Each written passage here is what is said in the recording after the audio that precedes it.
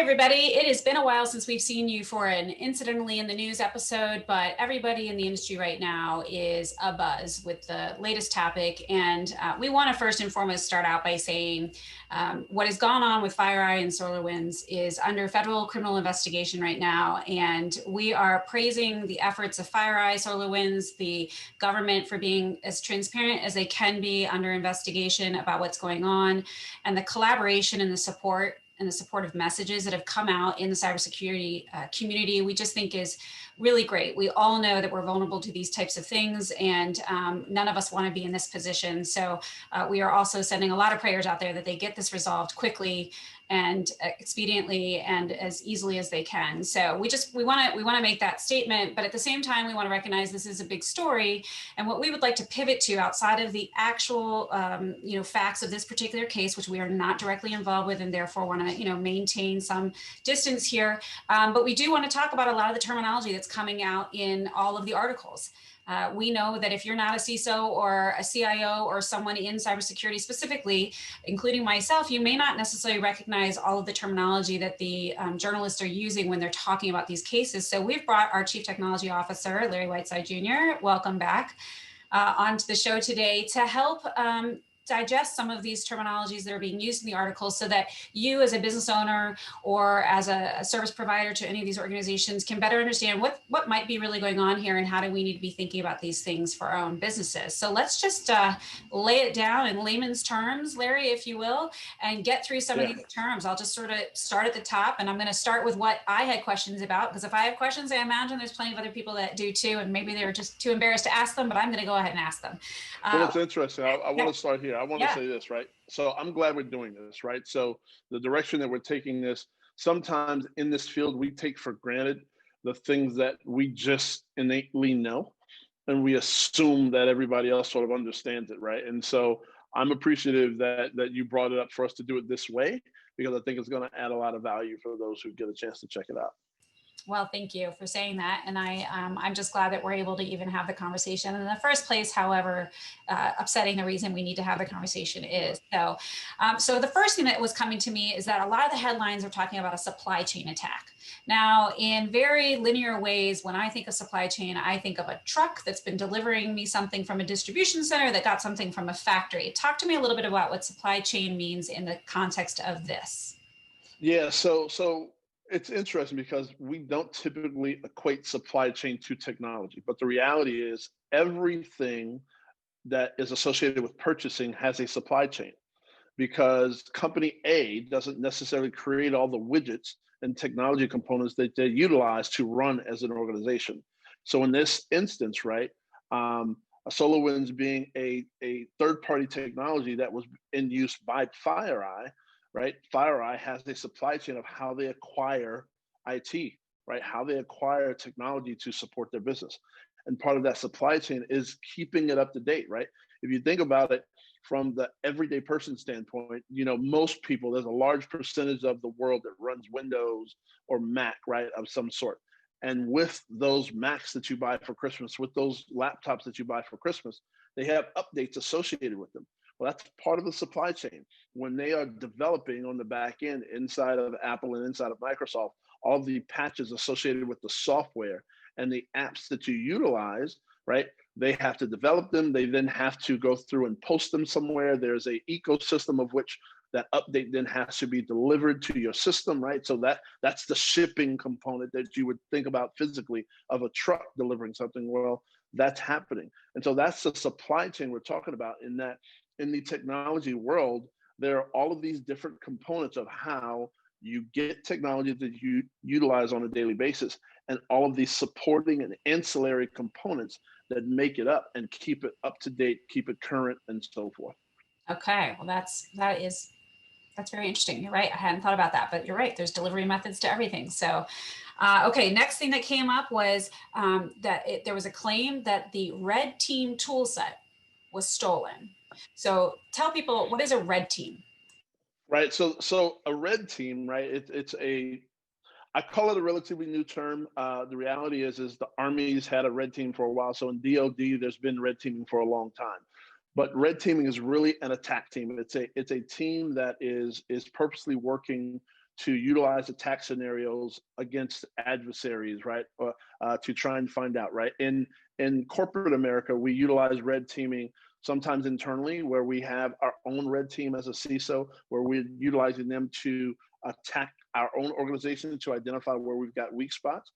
Or sometimes you hire an external entity to sort of be a team.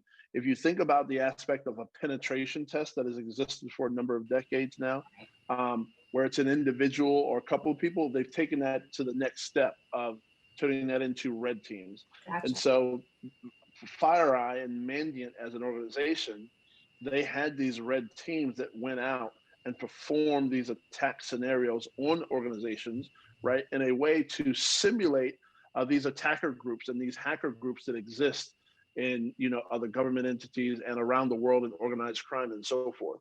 And so it's that attack simulation that's been an important part of our growth as an industry, to give people an understanding of what these bad actors are doing and how they're doing it, but having it be done by an adversary who you're familiar with and someone that you're actually paying so that you can work with them as they do it. Okay, so that leads me to another term I saw, which was the vulnerability surface. So tell me a little bit about what vulnerability surface is. Yeah, so your vulnerability surface is really the surface of your technology environment that is potentially exploitable. Um, as I talked to in the early part about our supply chain and updates, right? So if you miss a patch, you're potentially vulnerable. If you have poor configuration management, you're potentially vulnerable. There are a number of scenarios that can make an organization potentially vulnerable to attack.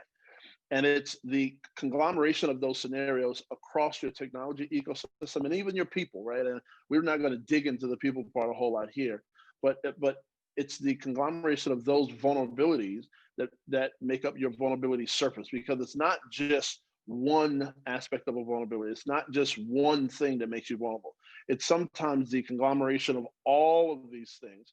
If you think about it, we use Target as an example a lot, right?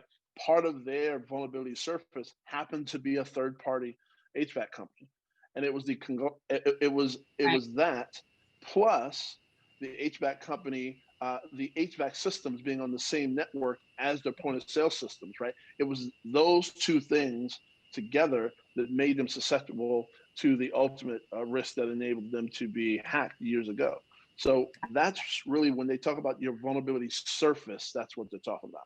Gotcha. So when you have when you do vulnerability assessments and you do penetration testing, you potentially are utilizing a red team that's helping to come in and find these vulnerability surfaces. So if I'm getting it correctly, for instance, back in the day, they might have seen within Target, hey, you haven't segmented your network properly. You've got these two completely incongruous players playing in the same space, and so on and so forth. And they've got access to your system, and they might have been able to see that's a crack in your system that you need to be, or crack in your vulnerability surface that you need to be aware of. Is that right? Putting it together? Okay. All right. Yeah, that's right. That's absolutely good.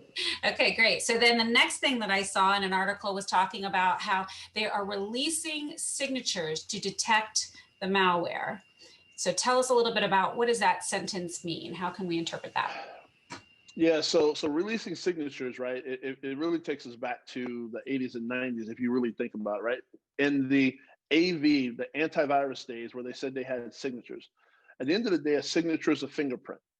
Um, because malware is code that's written, it acts in a certain way, right? It's got certain things that it must do in order to exploit whatever vulnerability it's trying to exploit, and call home and do all of those different things.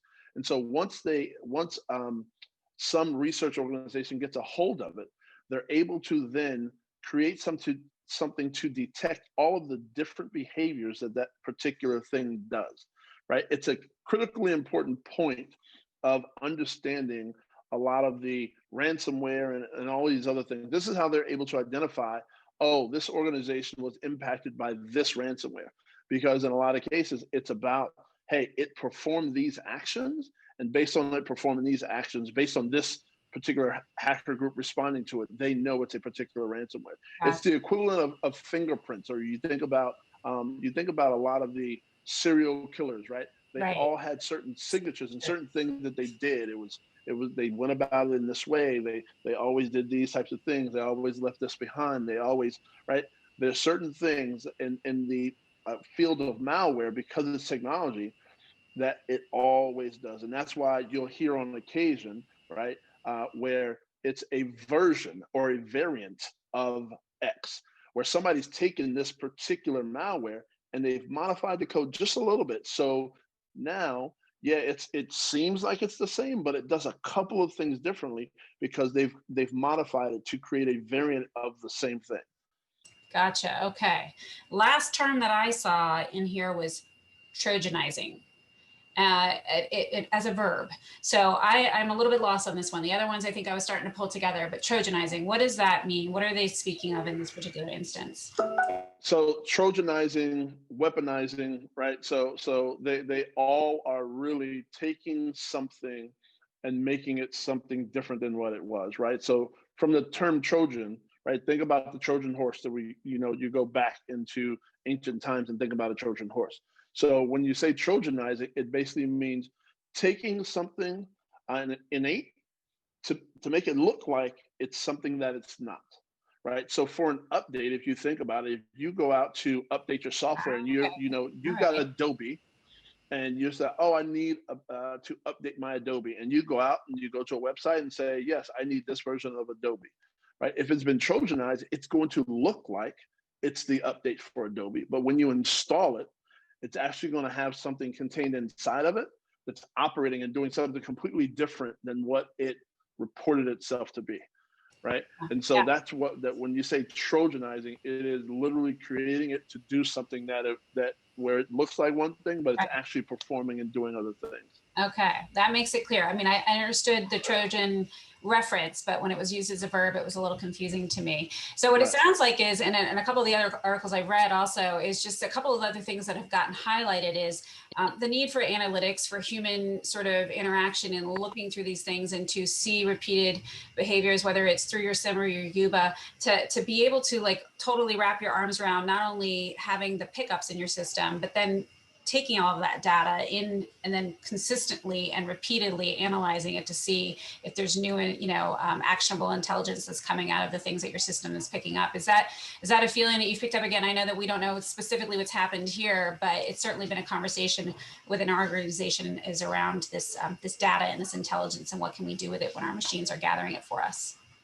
Yeah. So the reality is it's the congruence of information, right? So in this particular instance, the way this Trojanized thing was built, it didn't do your typical command and control. So a lot of times, right, there's so many steps. If we go to what's called the MITRE attack framework, and if you don't know what that is, MITRE is MITRE, right? They have a thing called an attack framework that in high level terms walks through the different steps that attackers take from the point of infecting an organization, right, or delivering some sort of malware or Trojan, all the way through data exfiltration. And there are a number of things that attackers do in those steps, right? But that also includes them trying to hide the things in those steps that they do.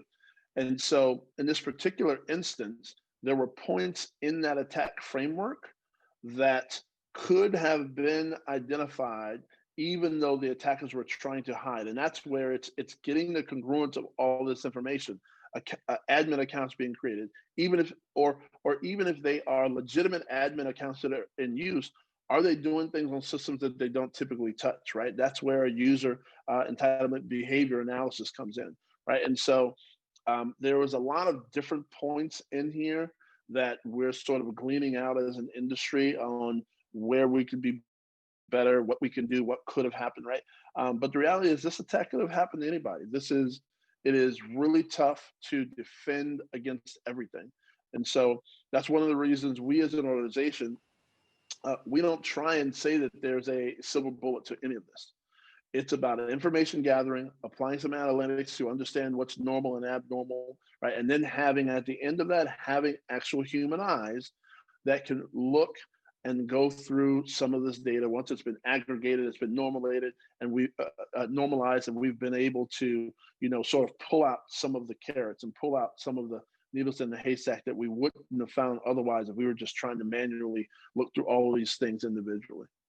Yeah, and I think that's really the important message that we want to make sure we get across here. Even my husband last night was asking me, well, how does this happen? I said, our message to our clients and everyone in the cybersecurity industry, honestly, if someone comes and tells you they can protect you against everything, go look for a couple other quotes, if I may. But Right. you can build the best fortress around your house. You can do whatever you want. But if someone wants to send a missile in directed, unless you have an ability to throw a force field over your house the last second before the missile lands, like you're still probably going to get hit. It's a matter of trying to really secure and fortify the security that you have to make sure that you're being the most responsible you can be in the business that you run, right? But the reality is there's no perfect solution, right? The perfect solution is disconnecting from the internet, not utilizing technology. However, we recognize that in 2020 and going into 2021, that's not a reality for any business that's going to survive in the modern world, right? And so, with that, it's about just understanding risk and putting in risk mitigation steps as best you can to control what you can, right? You can't control everything. Understanding your information, understanding your data, understanding your technology, understanding who your third parties are, those things are some of the basic things that we can start to do, or I should say, start to do better. Start to, yeah. Well, and a dear friend of ours, Chris Roberts, he was out on LinkedIn today making a statement, and we both, tuned into it and felt that it really resonated in the sense that, the Orion software still serves a purpose. And so also we need to make sure that, enlist vendors such as CyberClan or other cybersecurity companies to help you see, do you have this particular vulnerability before you just simply erase programs that are actually there to help your organization. It's not unilaterally going to, there are suggestions that are out there and they're the right suggestions to be thinking through, but knee-jerk reactions are never the way to handle any business problem or any That's crisis, frankly. that's absolutely correct, right? The service that SolarWinds Orion provides doesn't go away because they had an issue, right? And so it is a tool that provided value before. It will continue to provide value after. They had an incident. It's not unique to them, because if we all stop using completely any technology that ever had an incident, we wouldn't use Apple anymore. We wouldn't use Microsoft. We would, like, there's a laundry list of technology that we wouldn't use anymore. So we have to get to the point of recognizing this is a part of the world we're going to live in, and we as organizations just have to do the best job we can at putting in mitigating controls and doing certain things to the best of our ability. And where it's not within our ability, working with outside entities to help us do it. Absolutely. Well, I really appreciate you jumping in on today. Again, our hearts are with everyone that's trying to solve this problem right now. And if nothing else, everyone hopefully sees just the real importance here of us as a nation, as a country, to be really tuned into cybersecurity and the defense mechanisms we need to make sure we're strong on against it, because it is the new horizon for everybody to have to deal with. And it's not so new. Unfortunately, it's not so new, but it's newer on people's radars, and businesses and governmental bodies alike need to be on alert and putting themselves in the best secure posture they can in order to defend themselves against these types of things. And we just really appreciate you, Larry, helping to break down some of these terms for those that may not be deep into the industry and understanding completely what's going on here. So thanks again for being here today. No worries. Thanks for having me. Appreciate you. Yeah.